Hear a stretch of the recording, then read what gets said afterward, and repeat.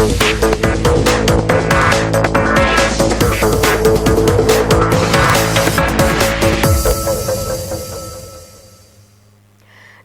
আপনারা দেখছেন high news. আমি শ্রীপর্ণা রয়েছে আপনাদের সঙ্গে। শুরু করছি আজকে স্পোর্টস টুডে, আর শুরুতেই দেখে নেব আজকের হেডলাইন্স।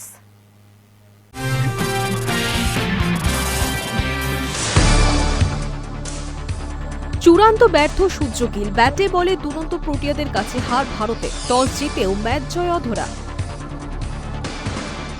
বিশ্বকাপের আগে লাগাতার ব্যর্থ গিল সূর্য। ভারতীয় কোচের কথায় ওদের তো ক্লাস আছে, তবে তার এবং শুভমান গিলের ফর্ম যে উদ্বেগের সেটা অবশ্য মেনে নিয়েছেন অধিনায়ক সূর্যকুমার যাদব। নজিরবিহীন কম দামে মিলছে টি-20 বিশ্বকাপের টিকিট, শুরু হয়েছে বিক্রি। দর্শকরা যাতে মাঠে বসেই ম্যাচ উপভোগ করতে পারেন সেই কারণেই এমন সিদ্ধান্ত। জটিলতা কাটাতে সোমবার সুপ্রিম কোর্টে যাচ্ছে আইএসএল ক্লাবগুলি। 20 ডিসেম্বর ফেডারেশনের যে জেনারেল মিটিং রয়েছে সেখানে ক্লাবগুলি যৌথভাবে আইএসএল আয়োজন করার বিষয়টি আলোচিত হতে পারে। চূড়ান্ত ব্যর্থ সূর্য গিল, ব্যাটে বলে দুরন্ত প্রোটিয়াদের কাছে হার ভারতের, টস জিতেও ম্যাচ জয় অধরা। মুলানপুরে দ্বিতীয় টি-20 জিতে আপাতত সিরিজে সমতা ফেরালেন মার্ক রামরা। ভাগ্যের চাকা ঘুরিয়ে টস জিতেছিলেন সূর্যকুমার যাদব, কিন্তু তাতেও ম্যাচ জেতা হল না। বিফলেই গেল তিলক ভার্মার দাঁতে দাঁত চাপা লড়াই। প্রোটিয়াদের দুরন্ত ছন্দের কাছে হার মানল টিম ইন্ডিয়া। মুলানপুরে দ্বিতীয় টি-20তে জিতে আপাতত সিরিজের সমতা ফেরালেন মার্ক রামরা। গত ম্যাচে টস জিতে প্রথমে ফিল্ডিং করে 101 রানে ভারতের কাছে পরাস্ত হয় দক্ষিণ আফ্রিকা। বৃহস্পতিবার মার্ক রামের মতোই টস জিতে প্রথমে বোলিংয়ের সাহসী সিদ্ধান্ত নেন সূর্য। পাটা উইকেটে শিশিরের কথা ভেবে প্রথমে প্রোটিয়াদের ব্যাট করতে পাঠান তিনি, কিন্তু লাভের লাভ কিছুই হল না। উল্টে একের পর এক ভারতীয় পেসারকে বাউন্ডারির বাইরে পাঠাতে থাকেন কুইন্টন ডি ককরা। 46 বলে 90 রানের চোখ ধাঁধানো ইনিংস খেলেন দক্ষিণ আফ্রিকার ওপেনার।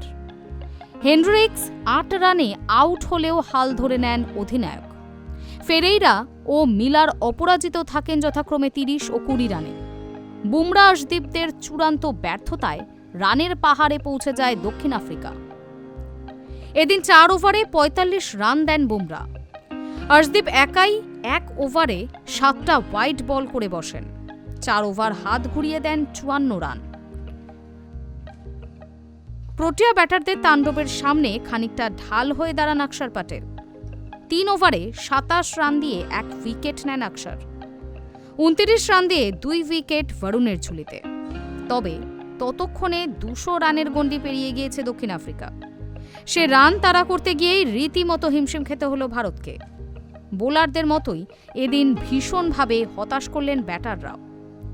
আরও একবার ব্যর্থ অধিনায়ক সূর্যকুমার এবং শুভমান গিল। আগামী বছর টি-20 বিশ্বকাপে যে 2 তারকার উপর সবচেয়ে বেশি ভরসা রেখেছেন নির্বাচকরা, তাদের খারাপ ফর্মে ড্রেসিং রুমে চিন্তার ভাঁজ পড়াটাই স্বাভাবিক। গত ম্যাচে হার্দিক পান্ডিয়া জ্বলে উঠলেও এদিন ক্রিজ ছাড়েন 20 রান করেই। ব্যাটিং ব্যর্থতার মাঝে আশার আলো দেখিয়েছিলেন একা তিলক ভার্মা। 62 রান করে দলকে ঘুরে দাঁড়ানোর রসদ যোগান তিনি, কিন্তু পরপর টেল এন্ডারদের পতনে 5 বল বাকি থাকতেই ম্যাচ শেষ হয়। একাই 4 উইকেট তুলে নেন বার্টম্যান। এই জয়ে সিরিজ সমতায় ফিরিয়ে টি-20 লড়াই আরও জমিয়ে দিলেন ডি ককরা। Hi News Network.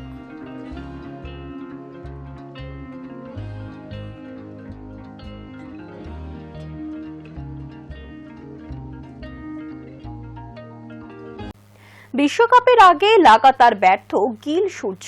ভারতীয় কোচ বলছেন ওদের তো ক্লাস আছে, তবে তার এবং শুভমান গিলের ফর্ম যে উদ্বেগের সেটা অবশ্য মেনে নিয়েছেন অধিনায়ক সূর্যকুমার যাদব। বিশ্বকাপের আগে হঠাৎ চিন্তার চোরা স্রোত ভারতীয় শিবিরে। দক্ষিণ আফ্রিকার বিরুদ্ধে রেকর্ড গড়া হার একাধিক প্রশ্ন তুলে দিয়েছে বিশ্বকাপ প্রস্তুতি নিয়ে।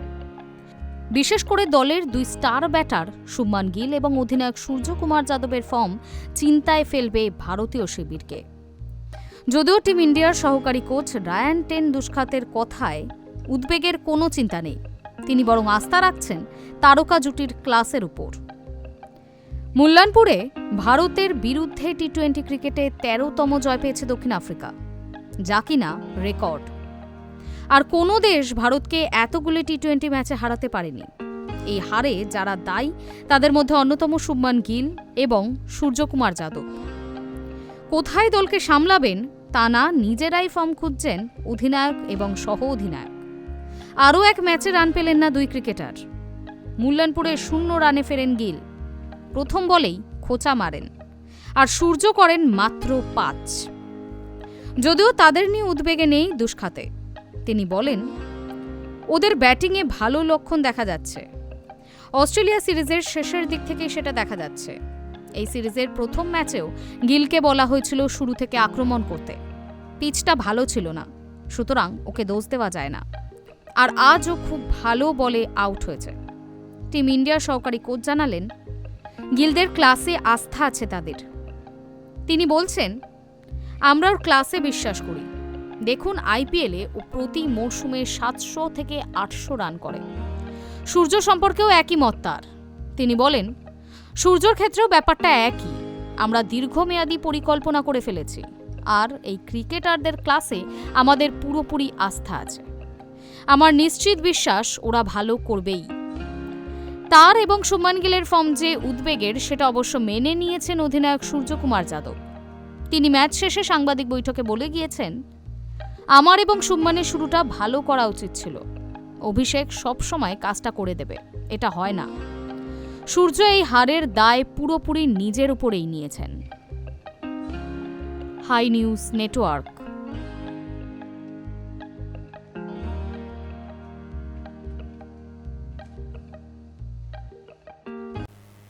এত সস্তা, নজিরবিহীন কম দামে মিলবে টি-20 বিশ্বকাপের টিকিট।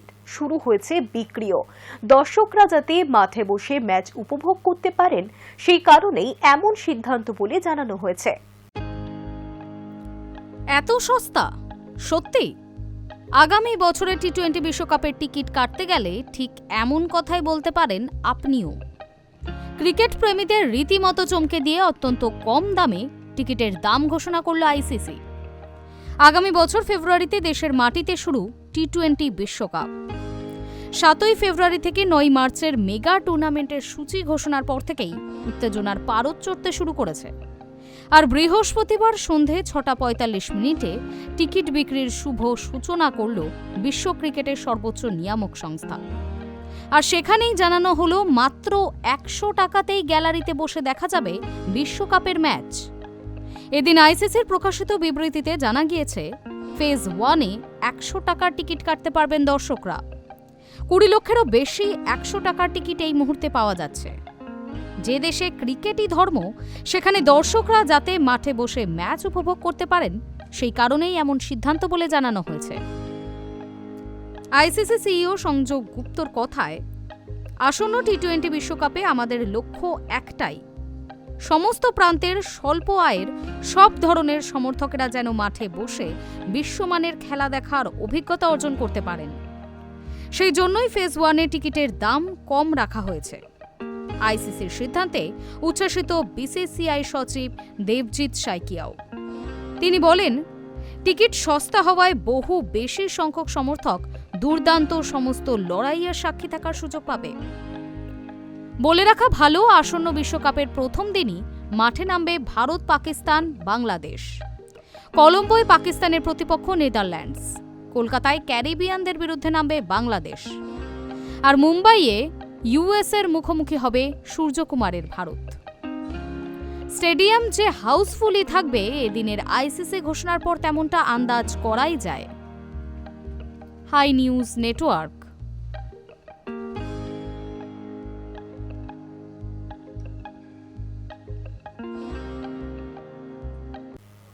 ভারতীয়রাই ভরসা। আরসিবিকে চ্যাম্পিয়ন করার কারিগরকে দলে নিল ইংল্যান্ডের ক্লাব। কেরিয়ারের নতুন দিগন্তে প্রবেশ দীনেশ কার্তিকের। এবার দ্য 100 প্রতিযোগিতায় তাকে কোচ হিসেবে দেখা যেতে চলেছে। কেরিয়ারের নতুন দিগন্তে প্রবেশ দীনেশ কার্তিকের। এবার দ্য 100 প্রতিযোগিতায় তাকে কোচ হিসেবে দেখা যেতে চলেছে। লন্ডন স্পিরিটের মেন্টর এবং ব্যাটিং কোচ হিসেবে নিয়োগ করা হয়েছে তাকে। এই প্রথম আইপিএল এর বাইরে কোনো ফ্র্যাঞ্চাইজি দলে কোচিং স্টাফে দেখা যাবে কোনো ভারতীয়কে। কার্তিককে নতুন দায়িত্ব দিয়ে উচ্ছ্বসিত ফ্র্যাঞ্চাইজিটি। এক বিবৃতিতে তারা লিখেছেন, লন্ডন স্পিরিটে ডিকে স্বাগত জানাতে পেরে খুবই আনন্দিত। তিনি খেলাটাকে যেভাবে নিজের মতো করে ভাবেন তা সত্যিই অসাধারণ। তার অভিজ্ঞতা দলকে সমৃদ্ধ করবে। ফ্র্যাঞ্চাইজিটি টিম ইন্ডিয়ার প্রাক্তন ক্রিকেটারকে ঘিরে স্বপ্ন দেখতে শুরু করেছে। 2025 সালে রয়্যাল চ্যালেঞ্জার্স বেঙ্গালুরুর মেন্টরের ভূমিকায় দেখা গিয়েছিল কার্তিককে। 18 বছর পর চ্যাম্পিয়নও হয়েছিল বিরাট কোহলির দল। আরসিবিকে চ্যাম্পিয়ন করার কারিগরকে দলে নিল ইংল্যান্ডের ক্লাব। 2024 সালে আইপিএল এর পরেই ক্রিকেট থেকে অবসর ঘোষণা করেছিলেন এই উইকেট রক্ষক। এরপর দেশের বাইরে বেশ কিছু প্রতিযোগিতায় চুটিয়ে খেলেছেন তিনি। আইএল টি20তে তিনি শারজা ওয়ারিয়র্সের হয়ে খেলেছিলেন। নতুন দায়িত্ব পেয়ে কার্তিক বলেন, লন্ডন স্পিরিটে যোগ দিতে পেরে রোমাঞ্চিত। ওদের পরিকল্পনা শুনে আমার খুবই ভালো লেগেছে। ইংল্যান্ডে কাজ করতে পারবো ভেবে খুবই ভালো লাগছে। ভারতীয় দলের হয়ে ওয়ানডেতে আমার অভিষেক হয়েছিল লর্ডসের মাঠে। শেষ টেস্টও খেলেছিলাম এখানে, তাই লর্ডস আমার মনের খুবই কাছে। সামনের বছর সবাইকে একসঙ্গে দেখতে পাবো। অসাধারণ ক্রিকেটারদের সঙ্গে কাজ করতে পারবো ভেবে আর তর সইছে না। উল্লেখ্য, প্রতিযোগিতার শুরু থেকেই খেলছে লন্ডন স্পিরিট, তবে 5 মরশুমে একবারও ফাইনালে জায়গা করে নিতে পারেনি তারা। High News network.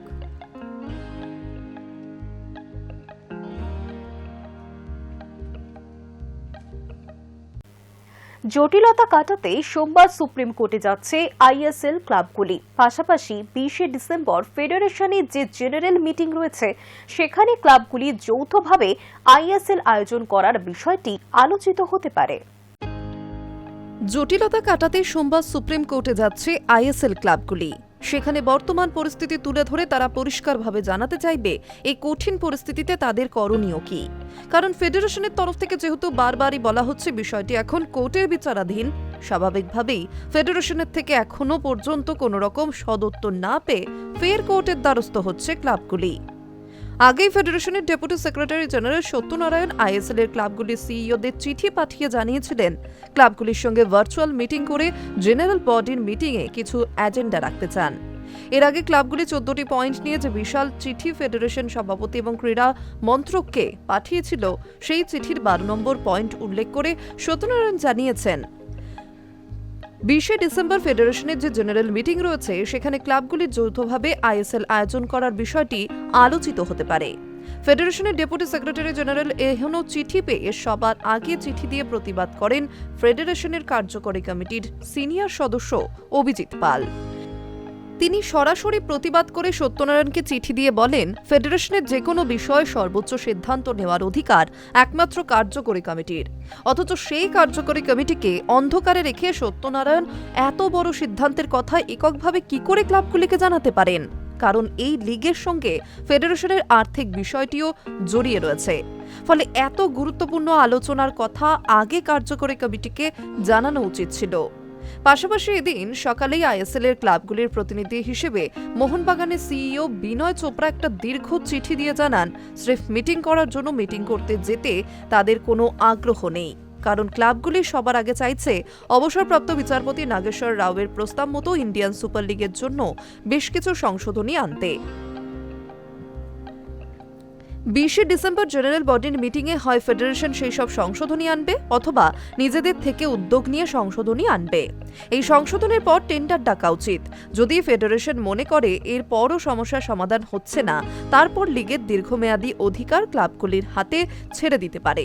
তাই নিয়মাবলী সংশোধনের আগে 20 ডিসেম্বরের মিটিংয়ে উপস্থিত থেকে ক্লাবগুলির কোনো উদ্দেশ্য সাধিত হবে না। এর থেকে একটা বিষয় অন্তত পরিষ্কার, এফএসডিএল এর মতো ক্লাবগুলিও সবার আগে দীর্ঘমেয়াদী লিগের বিষয়ে নিশ্চিত হতে চাইছে। কারণ চিঠিতে বিনয় চোপড়া জানিয়েছেন যে ক্ষত তৈরি হয়েছে তাতে শুধুমাত্র সাময়িক ব্যান্ডেড লাগিয়ে কোনো লাভই হবে না। তার উপর এফএসডিএল এর সঙ্গে চুক্তি শেষ হয়ে যাওয়ায় ক্লাবগুলির আর্থিক পরিকাঠামো ভেঙে পড়েছে।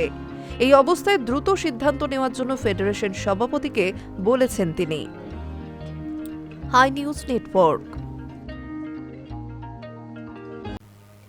ভারতীয় ফুটবল ইতিহাসের গৌরবময় অধ্যায়, স্বাধীনতা আন্দোলনের অন্যতম মাইলফলক। শনিবার LM10-এর উপস্থিতিতে যুব ভারতীতে মোহনবাগান অলস্টারের বিরুদ্ধে ডায়মন্ড হারবারের প্রীতি ম্যাচ। আর সেই ম্যাচের আগেই ঐতিহাসিক IFA শিল্ড জয়ের প্রতীক হিসেবে বিশেষ জার্সি মেসির হাতে তুলে দিতে চলেছে মোহনবাগান ম্যানেজমেন্ট। ভারতীয় ফুটবলের ইতিহাসে গৌরবময় অধ্যায়, স্বাধীনতা আন্দোলনের অন্যতম মাইল ফলক।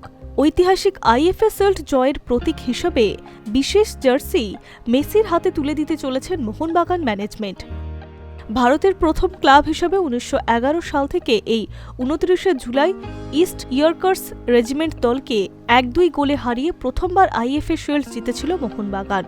অমর একাদশের সেই ইতিহাস সবুজ মেরুন সমর্থকদের হৃদয়ে স্বর্ণাক্ষরে লেখা থাকবে। এবার সেই ইতিহাসের সাক্ষী থাকবেন সর্বকালের অন্যতম সেরা ফুটবলার। জানা গিয়েছে 1911-র অনুকরণে তৈরি হচ্ছে বিশেষ জার্সি। ম্যাচের আগে তা তুলে দেওয়া হবে মেসির হাতে। শনিবার LM10-এর উপস্থিতিতে যুব ভারতীতে মোহনবাগান অলস্টারের বিরুদ্ধে ডায়মন্ড হারবারের প্রীতি ম্যাচ। সেই ম্যাচের আগেই ওই জার্সি মেসির হাতে তুলে দেওয়ার কথা রয়েছে। ওই জার্সি ফুটবলের বরপুত্রকে উপহার দেবেন মোহনবাগান সচিব সৃঞ্জয় বোস ও সভাপতি দেবাশিস দত্ত। একাধিক প্রাক্তন তারকারাও থাকতে পারেন। মেসির ভারতে আসার যত সময় এগিয়ে আসছে ততই যেন উন্মাদনা বাড়ছে ভক্তদের মধ্যে। কলকাতায় এসে সল্টলেক স্টেডিয়ামে গোটা কনসার্টে অংশ নেওয়ার পাশাপাশি লেকটাউন মোড়ের কাছে তার নিজের 70 ফুটের মূর্তি উদ্বোধন করার কথা। এতদিন ঠিক ছিল তিনি নিজে যাবেন মূর্তি উদ্বোধন করতে, কিন্তু মঙ্গলবার জানা গিয়েছে নিরাপত্তার কারণে তিনি হোটেল থেকে ভার্চুয়ালি মূর্তি উদ্বোধন করতে পারেন। যিনি মেসিকে ভারতে আনছেন সেই স্পোর্টস প্রমোটার শতদ্রু দত্ত বলেন, বর্তমানে যা পরিস্থিতি তাতে ওর যাওয়া নিয়ে নিরাপত্তাজনিত কিছুটা সমস্যা হওয়ায় হোটেল থেকে ভার্চুয়ালি উদ্বোধন করবেন নিজের মূর্তি। 13 ডিসেম্বর সকাল থেকে সেই মূর্তি উদ্বোধন হবে। এই লেকটাউন মোড়ে এর আগে মারাদোনা এসে নিজের মূর্তি উদ্বোধন করে গিয়েছেন কয়েক বছর আগে। শুক্রবার গভীর রাতে শহরে পা দিয়ে বাইপাসের ধারে একটি অভিজ্ঞ হোটেলে উঠবেন লিওনেল মেসি। কলকাতায় অনুষ্ঠান শেষে ওই দিন দুপুরেই হায়দ্রাবাদে উড়ে যাবেন মেসি। Hi News Network.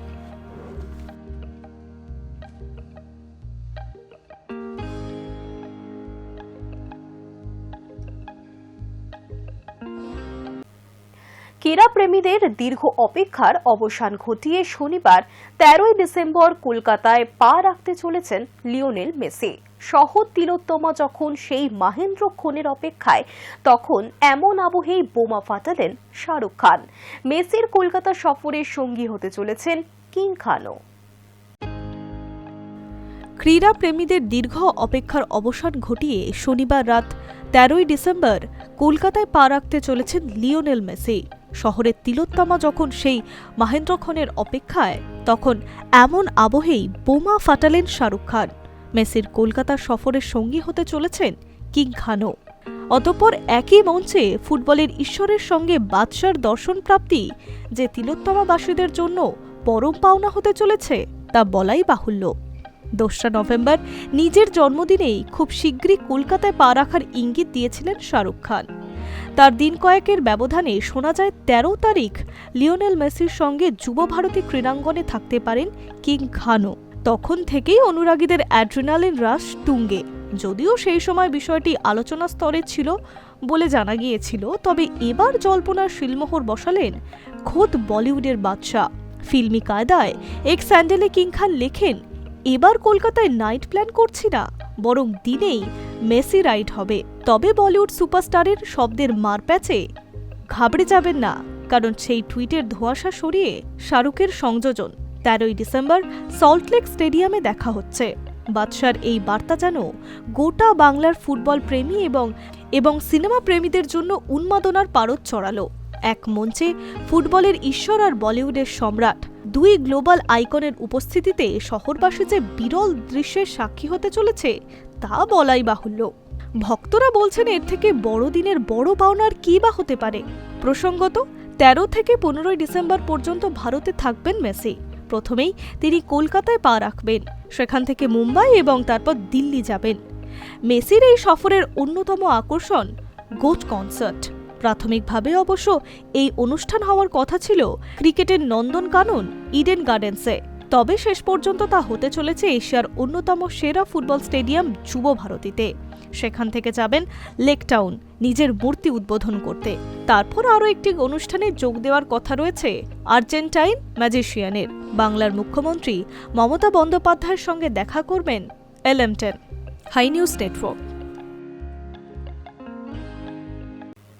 কলকাতায় আসার আগে মেসির মুকুটে নতুন পালক, তৈরি অবসর পরিকল্পনাও। ইন্টার মায়ামির হয়ে সদ্য MLS কাপ জিতেছেন লিওনেল মেসি। ফের MLS এর সেরা প্লেয়ারের তকমা ঝুলল মেসির নামে।